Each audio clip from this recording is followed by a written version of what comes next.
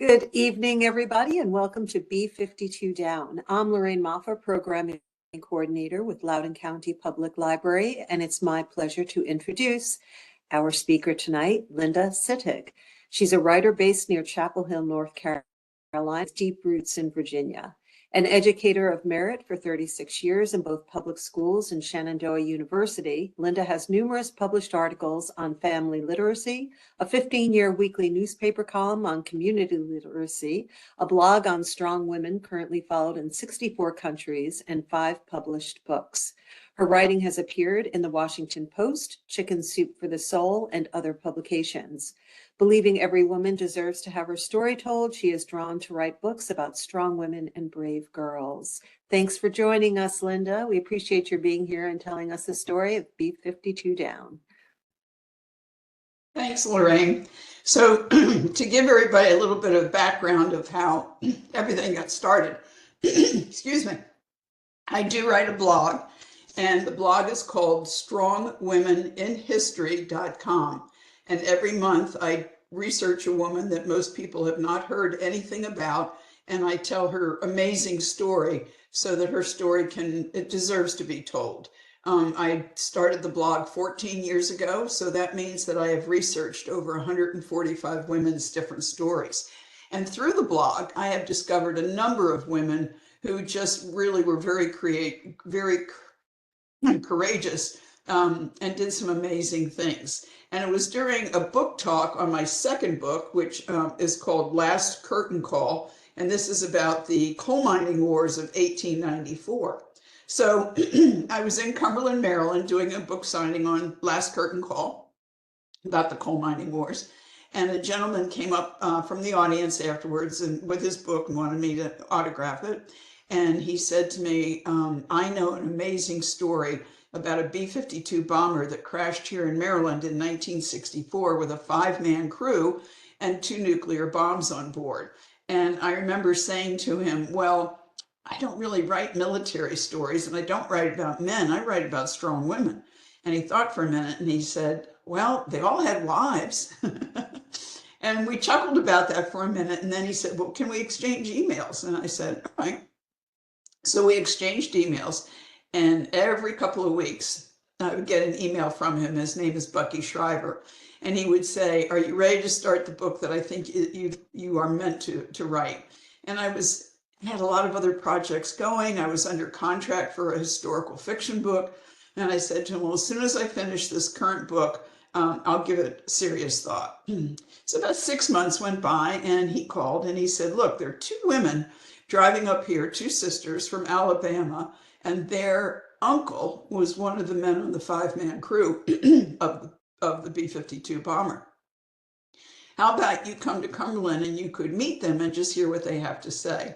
So I thought, all right. So my husband, Jim, and I drove up. It was in the middle of the COVID pandemic. We sat in the lobby of a hotel in LaVale, Maryland, and we listened for 3 hours to these 2 women talk about the events that had happened when the B-52 had crashed, how it had affected their family and the other families. And the most amazing part was they talked about the 1,000 volunteers who put their lives on hold for 5 days in a blizzard to try and search for survivors. And when everything was finished, we were driving back to Loudoun County.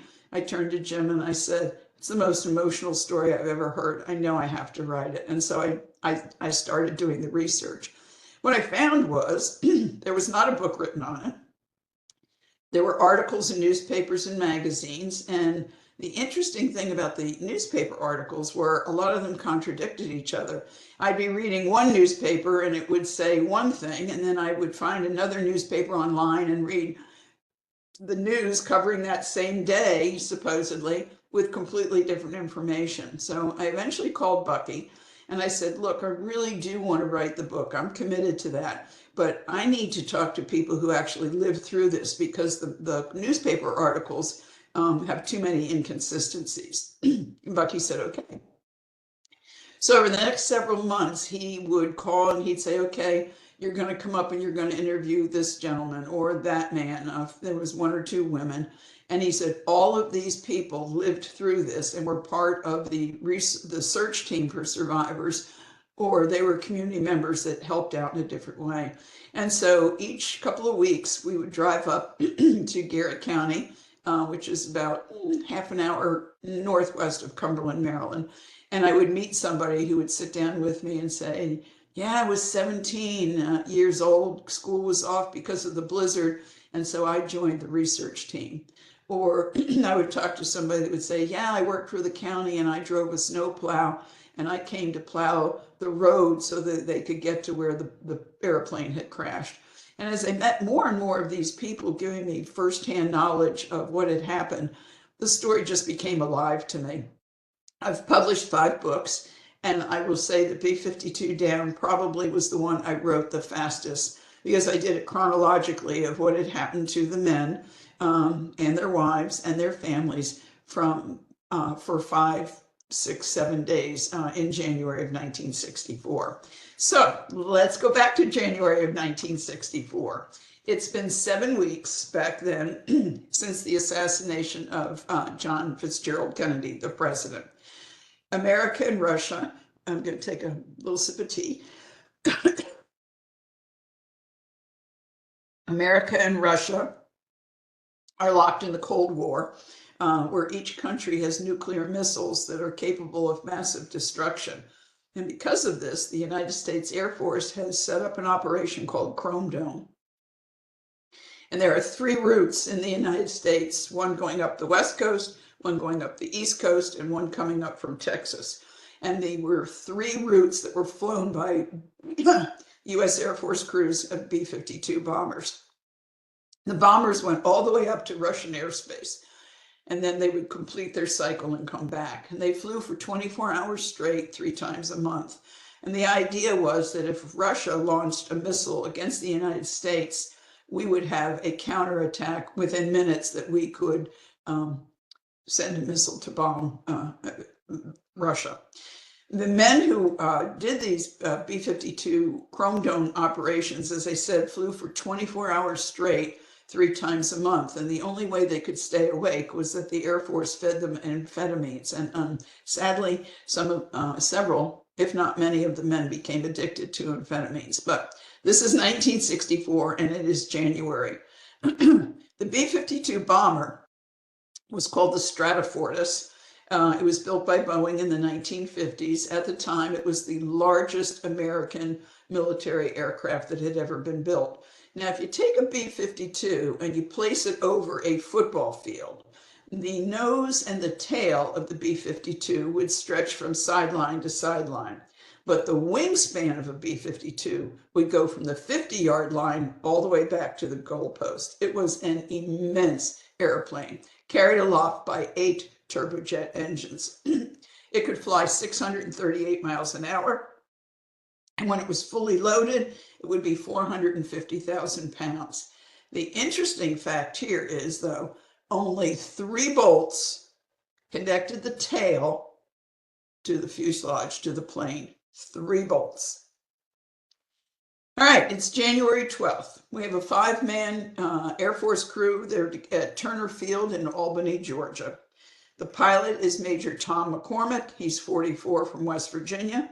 The co-pilot is Captain Mac Peden. He's 29 from North Carolina. The radio navigator is Robert Townley, 42 from Alabama. Bombardier, Major Bob Payne, 41, Oklahoma. And the tail gunner is Tech Sergeant Melvin Wooten, and he's only 27, and he came from Texas. So it's a balmy 55-degree sunny day in Georgia. It's a Sunday. The crew is all off duty.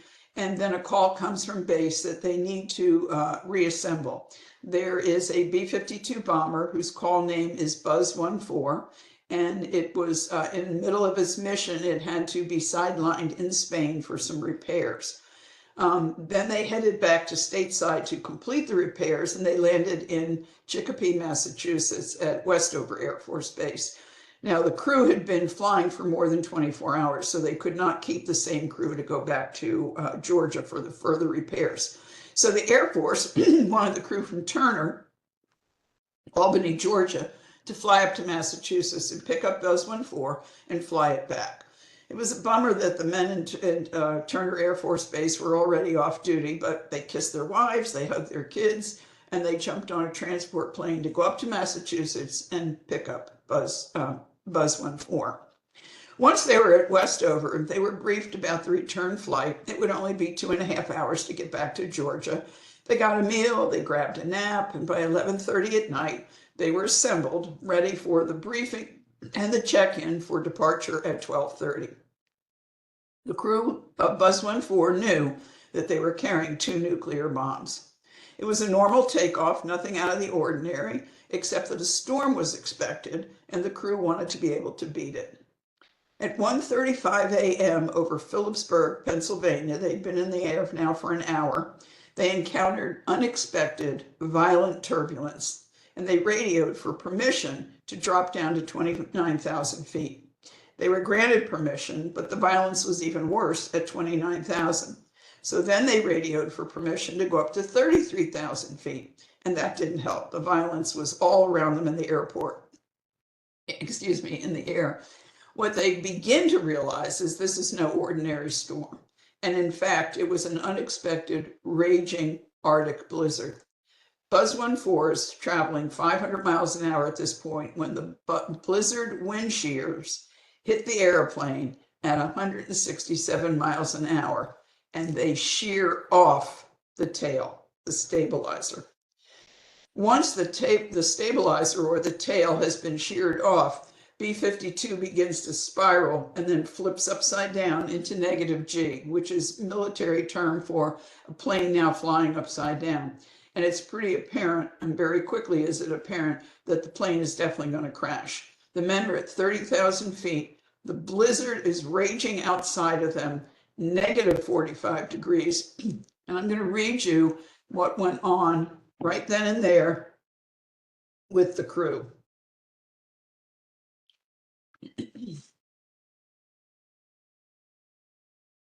Buzz 14 staggered to stay aloft in the center of the storm, but the 167-mile-an-hour winds forced it to rocket up and down until an audible thud shook the plane. The aircraft banked hard to the left, and suddenly the giant tail suddenly tore loose from the plane. The tail sheared off into the darkness and took with it the left horizontal stabilizer and the gunner's turret section. Without the tail and the back left wing, the aircraft pitched downwards. The pilot lost control of the aircraft and it spiraled and rolled over. Outside, bomber pieces, mainly from the back end of the fuselage, were wrenched loose and flew off into the void of night. Co-Captain Mac Peden turned to Tom McCormick. "God, can you believe this?"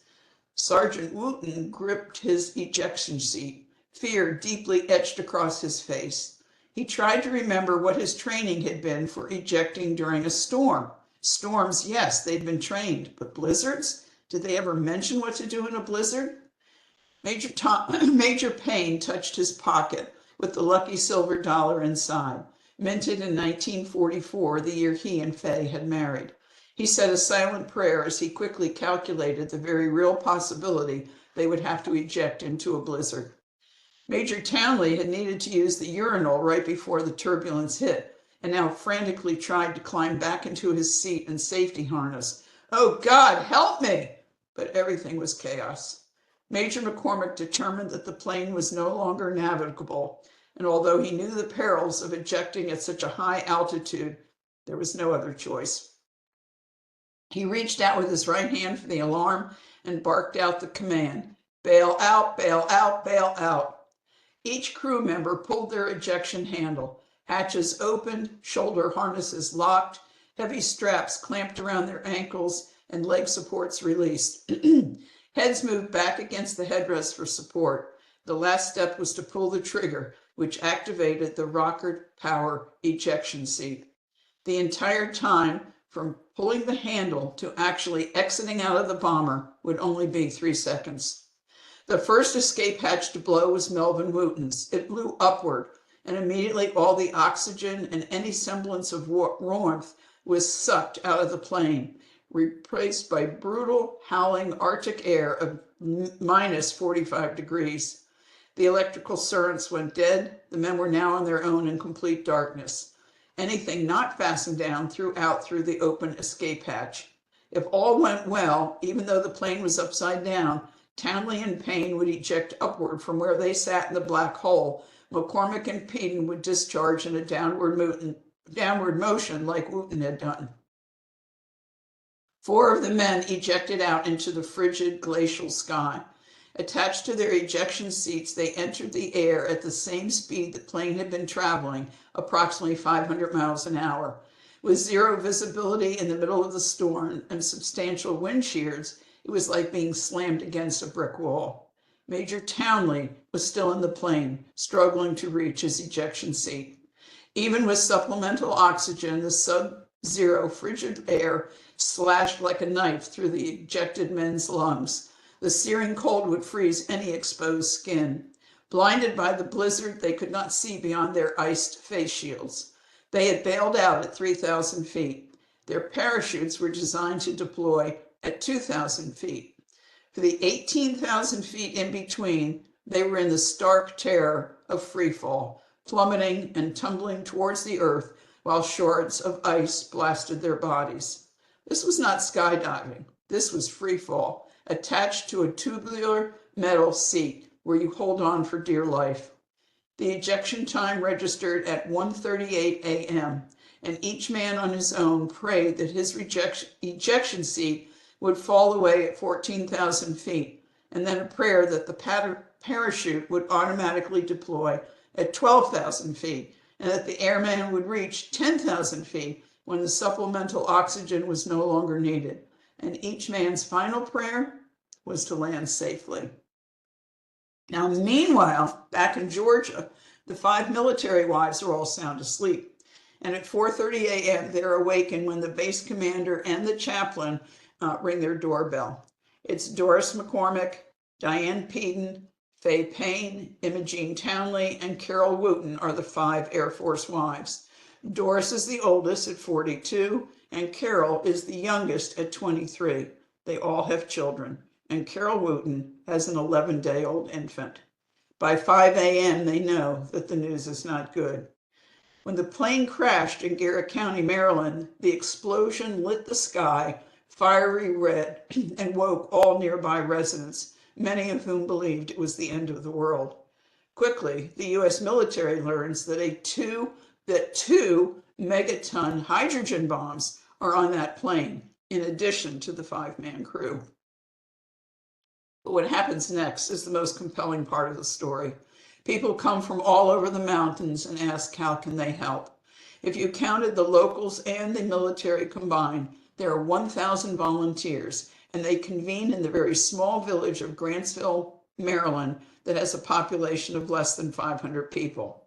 The blizzard continues to rage, and there's one woman, Hazel Klotz, who calls the mayor.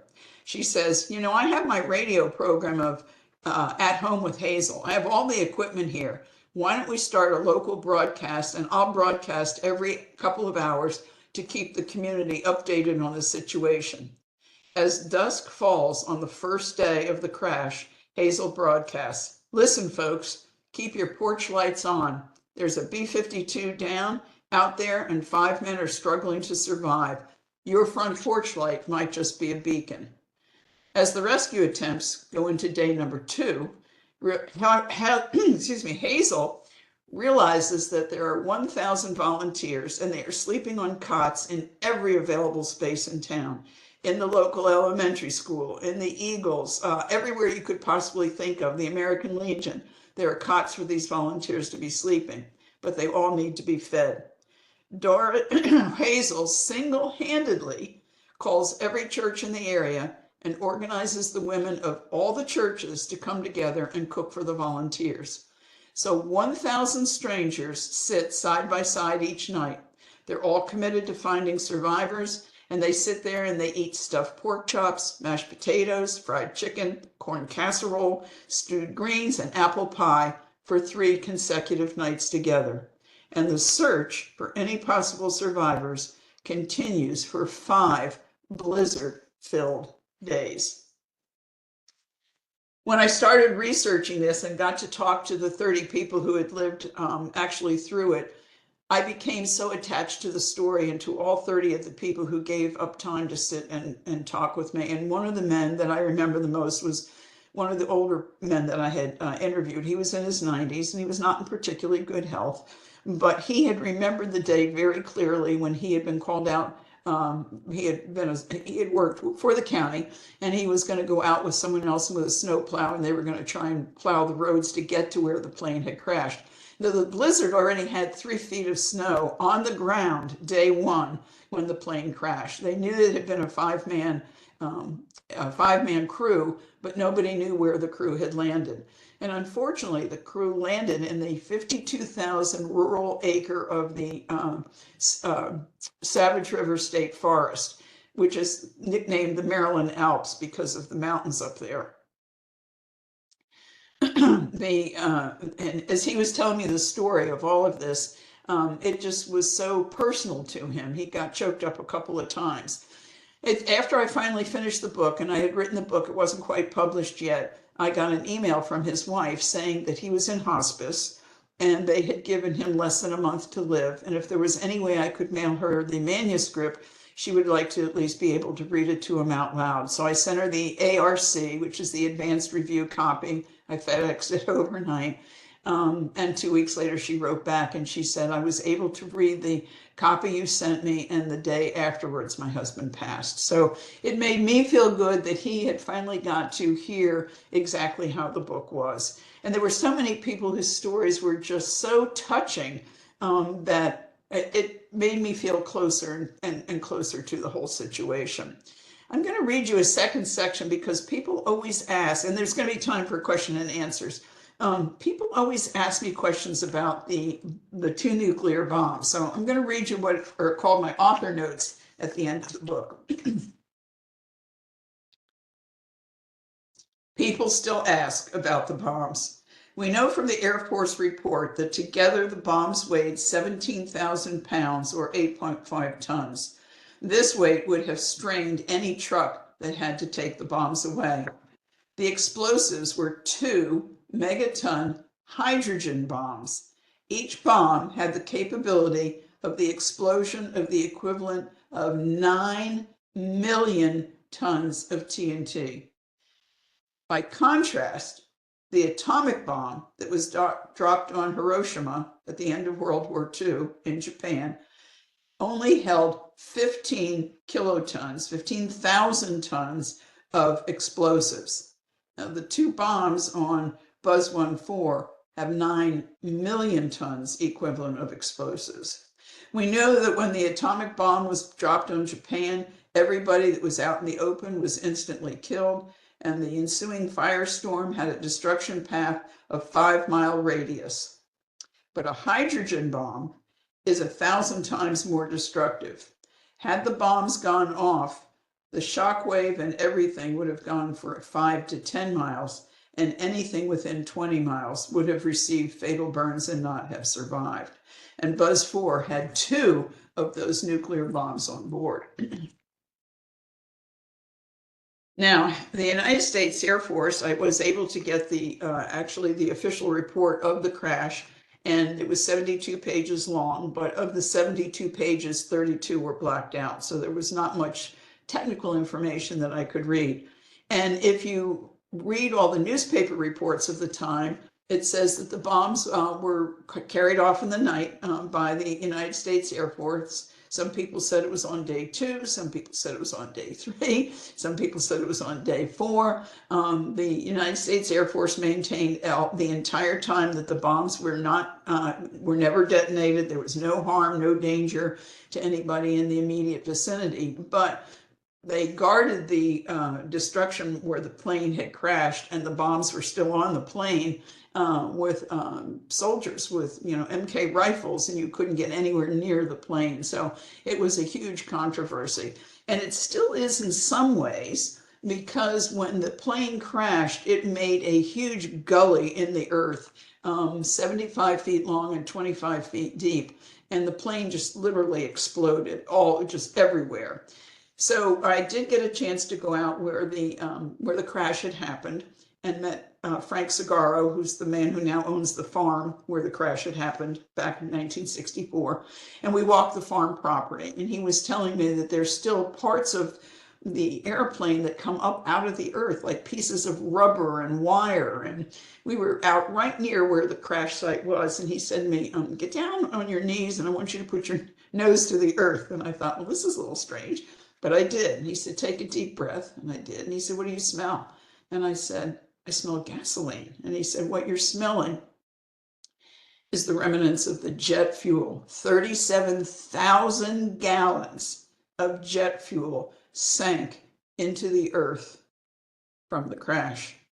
Now, if you think about 37,000 gallons of jet fuel sinking down 25 feet, you begin to wonder if any of that jet fuel over all these decades has done anything to the water table. So I decided on my own to do a little bit of research, and I found out that that section of Garrett County has the highest incidence of cancer of any county in the state of Maryland, but my publisher would not allow me to put that in the book. He felt that it was not appropriate. However, the people who live there today still talk about the crash and still talk about the lingering effects that the jet fuel oil could have on what was going on. All right, now I'm going to finish up and then we'll go to question and answers. When Buzz 14 crashed, it was the 5th such accident in the United States of B-52 bombers carrying nuclear weapons. They are called the broken arrows. Now, a broken arrow is when a military craft crashes with nuclear bombs on board, but not in a war situation. So if this was the 5th broken arrow, where were the others? There were a total of 32 documented broken arrows that have occurred since 1950. The first one was February 5th, 1958, over Tybee Island, Georgia. A B-47 bomber carrying a single nuclear bomb collided with an F-86 fighter jet. The crew of the B-47 requested permission to jettison their bomb, and the bomb landed in the sea at Wassaw Island. There were no casualties. After many searches, however, the bomb has never been found. One can only assume it still lies buried deep in the waters off of Tybee Island, Georgia. The next broken arrow was March 11th, 1958. A B-47 took off from Hunter Air Force Base in Savannah, Georgia, with a Mark IV nuclear bomb on board. Shortly after takeoff, the fault light indicated the bomb harness locking pin had not been engaged. So the navigator went below to investigate, and he mistakenly grabbed the emergency release pin instead. That action forced the Mark VI bomb to drop into the bomb bay. The weight then drove the bomb bay doors open, and the bomb dropped out of the plane over Mars Buff, South Carolina. Below on the ground, 3 young girls were playing. The bomb landed within 200 yards of them, and the explosives detonated. Although those girls did survive, 6 civilians were seriously injured, and 7 nearby buildings were significantly damaged. Then came March 14th, 1961. Stratfortis inadvertently ran out of fuel in the middle of the flight and could not refuel. The crew ejected near Yuba City, California, and the crewless plane flew on an additional 15 miles and crashed. The 4 nuclear bombs on board did not detonate. Broken arrow number 4 was January 23rd, 1961. A B-52 carrying 2 megaton 39 nuclear bombs broke apart in midair over Goldsboro, North Carolina. The pilot ordered the 8-man crew to eject at 9,000 feet, and 5 men survived. 3 others died during the ejection and subsequent crash. One of the bombs plunged at 700 miles an hour into a muddy field, and parts of that are still buried 180 feet below the Earth's surface. Buzz 4 would become the 5th broken arrow, and eventually there would be many others. So how and why did the broken arrows stop? The Chrome Dome missions ended in 1968 at the end of the Cold War, and so did the broken arrows. Okay, This is B-52 Down. You can order it online or in any independent bookstore. And I'd like to stop now and ask if people have any questions that they'd like to ask about the research or anything about the story that I've shared. If you have any questions, you can type them in the chat box, or you can raise your hand and I'll unmute your microphone. Thanks so much, Linda. That is a fascinating story, and I'm really surprised that it's not more well known. My biggest dream is that it will be made into a movie one day. Oh, yes. Has there been any interest in that? Well, You it's can't really say. hard to. Well, no, but without an agent, it's really hard to break into having any book appear, to Reese Witherspoon or any of the others, that are have To get it in their famous book hands, clubs. right? Yeah, I understand. Any questions at all about Linda's research or the story she told? He's quiet right now. I'll give it another second. Okay. Alexander, go ahead. What happened to the crew? I don't think you mentioned that. Well, if we were a live audience, I would say to you, buy the book and you'll find out. I will tell you that only 2 of the men survived, and that was the captain, Tom McCormick, and Mac Peden, and the other 3 men all perished. It's a heartbreaking story. Major Townley never made it back to his ejection seat, so he was in the plane when it crashed, and he was killed instantly. Bob Payne froze to death up in the mountains. He got disoriented. He couldn't remember. The men were all in Georgia flight suits, 55 degrees when they flew up to Massachusetts, so they were not equipped to survive in a blizzard. And he froze to death during the first night because he was wandering and didn't know where he was. Melvin Wooten is actually the saddest one, the young 27-year-old, and he froze to death in a river that he didn't realize he had fallen into as he saw the lights in town and realized if he could get to the lights in town, he would be saved. But with the frigid temperature, he froze in the middle of the river. So it's really very sad. Tom McCormick and Mac Peden, even though they both survived, both had frostbite that they had after effects they have to deal with, and they both were changed for the rest of their lives with survivor guilt. Tom McCormick became very depressed for the rest of his life. He continued working for the military, but he never again was a pilot. Mac Peden left the military and flew commercial airlines, but developed a significant drinking habit to cope with his guilt of survivor's guilt. So both men, even though they survived, their lives were never the same. Sad. Very. And I will tell you that, of course, of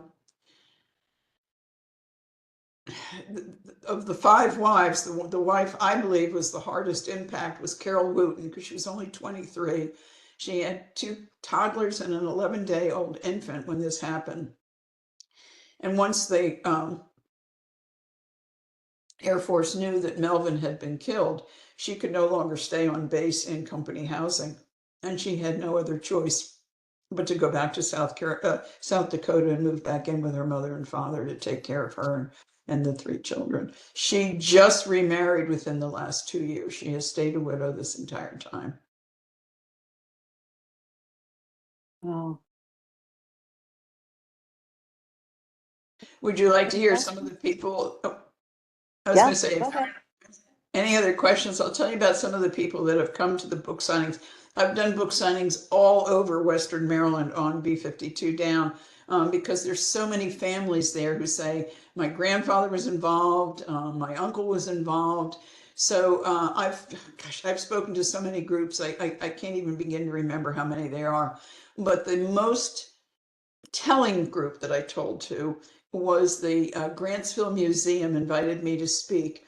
and they put out a brochure saying that I, had written B-52 down. Now Grantsville is only a few miles from where the crash had occurred, so they invited me to come up and speak, and I thought, okay, I'll bring 50 books with me.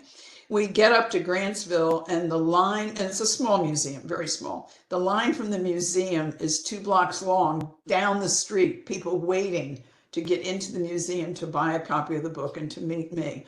I sold out of books within 15 minutes, and I actually took money from everybody on that line, got their address, their names, and I mailed everybody a copy of the book that had waited in line. But the amazing thing was they were almost all men. A lot of them came with their John Deere tractor hats and their cover, their tractor overalls, and they were older. They some of them had been involved in the rescue. A lot of them had been teenagers, but they remembered it from their fathers and grandfathers telling about it. But one man came up to me, very quiet, and he took his hat off and he said, "Ma'am, I want to thank you for writing this book." And I said, "Thank you. I feel very privileged that I was able to do it." And he said, "Do you remember the part in the book where Tom McCormick finally is rescued?" I said, "Yes, I do." He said, "Do you remember there was a young boy who saw him coming down from the mountain?" I said, "Yes." He said, "I was that boy." So, it was just, again, it just gave me chills. And we sat and we talked for quite a while. And he said that his life had changed too, that knowing that he had helped somebody survive. And it was just a real testimony that all of these people talked about how their lives had changed. And these are people, mountain people. These aren't people down in a city anywhere who pretty much stay by themselves and very, fiercely close-knit community. But they all, one by one, came up and shook my hand and thanked me for bringing this story to life. For me, once everything was done, the story was published, the book was out, I had finished all my research. We went back one time and I went to each gravesite and I put my hand on the stone marker and I said to each marker, to each man, "You are not forgotten." So. That's really nice. There's a question. Did the governor ever call in the National Guard to assist? Yes. Yes, there was military that came from Hagerstown, Maryland, the National Guard.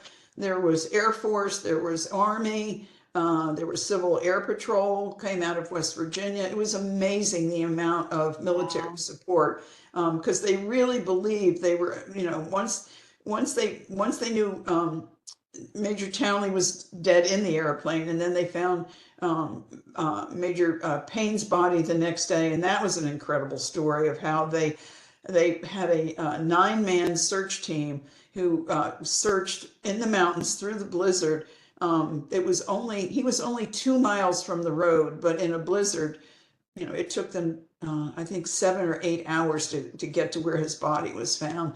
And the military stayed until the very last day when Melvin Wooten's body was finally found. So yeah, the National Guard was called out. What tools did they use during the search? What tools? Yeah. Well, it's interesting. The men, because this is a coal mining area, a lot of the men had access to the old miner's hats that you wear across your head with a great big, flashlight on it. Then they had shovels that they had to use to dig to get through the snow. When they found Mac Peden, actually, he was wearing a bright orange survivor's vest. Oh. Best I can. And so a helicopter flying, that was another thing. There were hundreds of helicopters, private planes, military planes, helicopters. Somebody in a helicopter saw the flash of orange and radioed back to command center at command center that they thought maybe they had located someone. And that was the only way that Mac Peden was found, was they were able to finally troop in and get him. And again, he had frostbite, but they were able to airlift, or they were able to take him out on a stretcher. Tom McCormick walked himself for hours and hours and hours to get down the mountain to a farmhouse where they saw the young boy that I was talking about was looking out the farmhouse window and said, "Dad, I see somebody coming through the meadow." And the father said, "Not in this blizzard." And the boy said, "Yes, Dad, I do." And so they went out and chopped a path as far as they could, and Tom McCormick was really very close to fainting at that point from shock and exhaustion, and they were able to carry him back into the farmhouse. One of the kind of sweet stories that go with all of that is that when they flew up to Massachusetts, Tom McCormick always said to his wife, Faye, if anything happens to me, you're not to worry, because I promise you, no matter where I am, I will find a phone and call you. So, of course, when Faye was awoken by the base commander and the chaplain, and the five wives knew the plane had gone down and all five men were missing, she held on to that belief. So when Tom finally got to the farmhouse and they got him inside and they took off his shoes and they were trying to, get circulation in his hands and feet from the frostbite, and he could barely speak. And the first thing he said to them was, I need a phone. And he called his wife, collect. But then she knew he was alive. And so that's a very touching story. Beautiful. B-52, you're on. Is that me? Can you hear me? Yes. Oh, Yes, okay. we can hear you. Given that this was 60 years ago, did you have much trouble with people with faulty memories, or one person remembered something that they hadn't done but someone else had done, or things like that? Not really. It was surprising because all the discrepancies that had happened in the newspaper reports. But the 30 people I interviewed, there was not anyone whose story was different from anybody else's. It was pretty amazing. One of the interesting stories that came out of that was Mr. Nichols, the older gentleman I was speaking about, who eventually went into hospice. He had been up for I think 33 hours straight plowing snow. And he was sitting with, he finally had a break, and he was sitting at a break, and there was a National Guardsman sitting next to him, or a state policeman sitting next to him. And the state police, and Mr. Nichols said, God, I haven't eaten anything. And the state policeman said, well, look, my wife made me some bologna and cheese sandwiches. I've got one left. Do you want to split it? So they split it. And Mr. Nichols told me this story. He said, I never found the trooper's name. And through all of my research, I found the trooper's name, and I was able to connect the two guys on telephone to speak to each other that it happened so long ago. And Mr. Nichols finally could thank him for the sandwich. Is there a marker at the crash site that one can visit? The crash site itself is on private land, but each of the where the men died, there are memorials at each. Like at Melvin Wooten's, you can go and see exactly where his grave marker is, and see across the field to the river where he perished. Bob Payne is 2 miles in the state forest, but there's a marker there for them. At Townley, Major Townley, there's a marker close to where the plane crashed. So there are 3 markers you can go see. If you go to Grantsville, Maryland, right before you get to town, there is a very large memorial to the men of Buzz 14 that the townspeople paid for by themselves to make sure that those men were not forgotten. Very nice. Other questions or comments?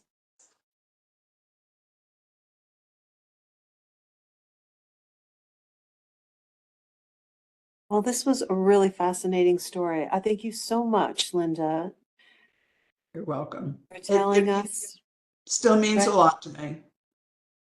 Yeah, I can tell it does, and as it should. And really, thank you for sharing it. You're welcome. I did call each of the families personally on the phone to tell them the book I was writing. Of course, none of the wives are still, well, I take that back. Carol Wooten was still alive. None of the other wives are still alive, but I got to talk to grandchildren or Carol Wooten herself, and every family, I was going to say, still had some bitterness about what had happened, but also felt tremendously proud of their family members. And they all thanked me over and over and over again, because they said these men had pretty much been forgotten. And this book sells better. I have 5 published books, and this book outsells all the other titles constantly. Barbara, did you have a question? I'm having a hard time for some reason unmuting you. Do you want to put something in the chat box? I just wanted to say thank you. Oh, you are unmuted. Okay. Thank you so much for joining us today.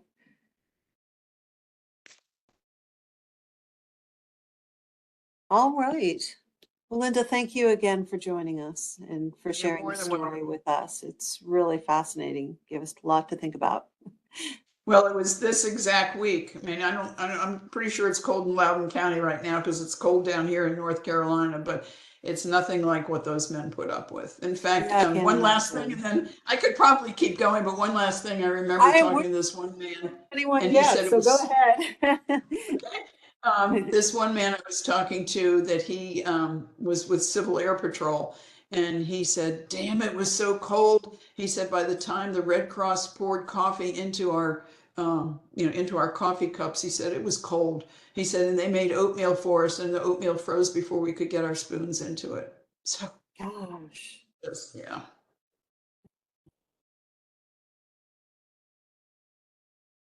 Okay. Surprised they took off in weather like that, aren't you? I guess they. Well, a lot of people have said to me, if this huge Arctic storm was coming, why did they, why did they still take off? But we're saying that with the type of digital information we have now in Right. 2024, 2025.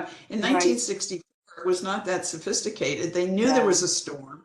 They didn't know how fast it was traveling or how quickly it would get there. I think the more amazing thing is that there were only 3 bolts that held that tail to the airplane, and it was 48 feet high, and it was only held with 3 bolts. That part amazes me that Boeing did not realize there was a structural problem, or maybe they did and just didn't do anything about it. I don't know.